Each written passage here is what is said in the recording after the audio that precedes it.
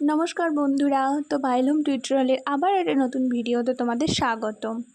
আজকের আমাদের আলোচ্য বিষয় ক্লাস 3-র ফুল বলে এই গদ্যটি, ঠিক আছে, যেটা সুখলতা রাওয়ের লেখা। তো ফার্স্টে আমরা জেনে নেব সুখলতা রাও কে এবং তার কি পরিচয়। তো সুখলতা রাওয়ের জন্ম হচ্ছে 1886 সালে এবং মৃত্যুকাল হলো 1969 সালে, ঠিক আছে। এই সুখলতা রাও তিনি ছিলেন উপেন্দ্র কিশোর রাও চৌধুরীর জ্যেষ্ঠ কন্যা, মানে বড় মেয়ে। তিনি রায়চৌধুরীর পরিবারের শিক্ষা দীক্ষা ভালোই পেয়েছিলেন। তিনি বাংলা গল্পের পাশাপাশি অনেক ইংরেজি গল্প কিন্তু লিখেছিলেন। তার গল্প লেখার মধ্যে হলো আরও গল্প, ফুল ছাড়াও, ঠিক আছে, আরও গল্প এবং আরও অন্যান্য।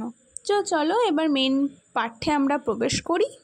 দেখো, ফার্স্ট লাইন বলেছে, অনেক অনেক কাল আগে মানুষ যখন জন্মায়নি তখন পৃথিবীতে ফুল ছিল না। মাটির উপর ছিল কেবল বড় বড় ঘাস আর পাতা গাছ। আলো এসে ফুলদের ছুঁয়ে ছুঁয়ে খুঁজে খুঁজে যেত। বাতাস পাতা শুকে শুকে চলে যেত। হাই, ফুল নেই। তাহলে প্রথম প্যারাতেই দেখো বলেছে, আমরা এটার মধ্যে দিয়ে দেখতে পাবো যে ফুল কিভাবে আবিষ্কার হলো, ঠিক আছে, পৃথিবীতে। তো ফার্স্ট কী করতো, যখন মাটির উপর ঘাস আর পাতা ছিল, ঠিক আছে, আলো এসে ফুলদের খুঁজে যেত, মানে আলো ফুলদের খুঁজতো এবং তখনকার বাতাস পাতা শুকে শুকে যেত। তার বলছে ফুল নেই। তারপর নেক্সট প্যারা দেখো, এক রাতে ফুলপরীরা নেমে এলো পৃথিবীর পাতা ভরা বাগানে। তাদের দেশে নাকি অনেক ফুল, আর ফুলের পাপড়ির পোশাক পরে ফুলের মধু খায়। পরীরা বলা বলি করলো, আচ্ছা, এমন চমৎকার জায়গায় ফুল নেই, চলো আমরা ফুল নিয়ে আসি। তাহলে আমরা দেখতে পাচ্ছি এটার মধ্যে ফুল কারা নিয়ে এলো, পরীরা নিয়ে এলো। আর পরীদের দেশে তোমরা সবাই জানো যে ফুল আছে, পাপড়ি আছে, আবার অনেক কিছু, এবং তারা ফুলের নাকি পোশাকও পরে। নেক্সট দেখো, বলে তারা সকলে মিলে তাদের দেশ থেকে অনেক ফুলের বীজ নিয়ে এলো। সেই সব বীজ ছড়িয়ে দিল মাঠে মাঠে বনে বনে। তাহলে পরীরা কী করতো, পরীরা বেসিক্যালি কিন্তু রাত্রেবেলা আসতো, দিনের বেলায় কিন্তু আসতো না। সে রাত্রেবেলা এসে তাদের দেশ থেকে বীজ নিয়ে এসে আমাদের দেশে মাঠে মাঠে ছড়িয়ে দিল। তারপর সেই বীজ থেকে গাছ গজালো। তারপর গাছে গাছে দেখা দিল নানা রঙের ফুলের কুঁড়ি। সেই কুঁড়ি ফুটলো, সাদা নীল হলদে লাল বেগুনি ফুলে ছেয়ে গেল বন। আলো এসে তাদের গায়ে হাত বুলিয়ে দিল, বাতাস তাদের দুলিয়ে দিয়ে গেল। মৌমাছিরা ছুটে এলো মধু খেতে। তাহলে দেখো, যে দেশে আমরা ফুল এসেছে, সে ফুলের সুগন্ধিতে সারা জায়গা কিন্তু মোমো করছে, ঠিক আছে, এবং সেখানে নীল লাল সাদা বেগুনি অনেক রং বেরঙের ফুল ফুটেছে, এবং ফুল ফুটলে সাধারণত মৌমাছিরা তো আসবেই মধু খেতে।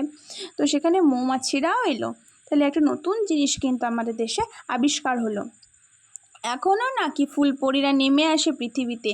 তাহলে কথায় আছে, ওরাই তো ফুলটা এনেছিল, তাই ওদেরকে কিন্তু রাত্রিবেলা দেখা যায়। ওরা কিন্তু মাঝে মাঝে পৃথিবীতে আসে। সেখানে মানুষরা থাকে, সেখানে নয়, মানে যেখানে মানুষরা থাকে কিন্তু সেখানে নয়। রাত হলে চাঁদ উঠলে তারা গভীর জঙ্গলের ভিতরে নামে। তাহলে কোথায় নামে বলেছে, রাত্রিবেলা চাঁদ যখন আকাশে ওঠে এবং গভীর জঙ্গলের ভিতরে তারা নামে। সারা রাত ফুল বনে হাত ধরাধরি করে নাচে, ভোর হতেই চলে যায়। তাহলে কি করে, ফুল বনে তারা একটা পরীর সঙ্গে আর একটা পরী হাত ধরাধরি করে নাচ করে, গান করে এবং আনন্দ করে। সকালবেলা সেখানে গেলে নাকি দেখতে পাওয়া যায় তাদের পায়ের চাপে ঘাস শুয়ে পড়েছে। কেউ দেখেছো? তাহলে কি বলেছে, সে যে জায়গাটায় তারা নাচানাচি করে রাত্রিবেলা এসে, ভোর হলেই মানুষরা যখন সেখানে যায় সেই জায়গায় দেখতে পায় কি, তাদের পায়ের চাপে ঘাসগুলো সব শুকিয়ে গিয়েছে, ঘাসগুলো সব চাপা পড়ে গিয়েছে। তাহলে সেখান থেকে মানুষরা অনুমান করেছে যে হ্যাঁ, হয়তো ফুলপরীরা রাত্রিবেলা আসে এবং সেখানে নাচানাচি করে, আনন্দ করে, এবং ভোর হতেই তারা আবার চলে যায় তাদের নিজেদের দেশে, ঠিক আছে। তো এই গেল পুরো ফুল গল্পটির আমাদের বিষয়বস্তু। তো আমার চ্যানেল যদি ভালো লাগে থাকে, like comment and subscribe. Thank you.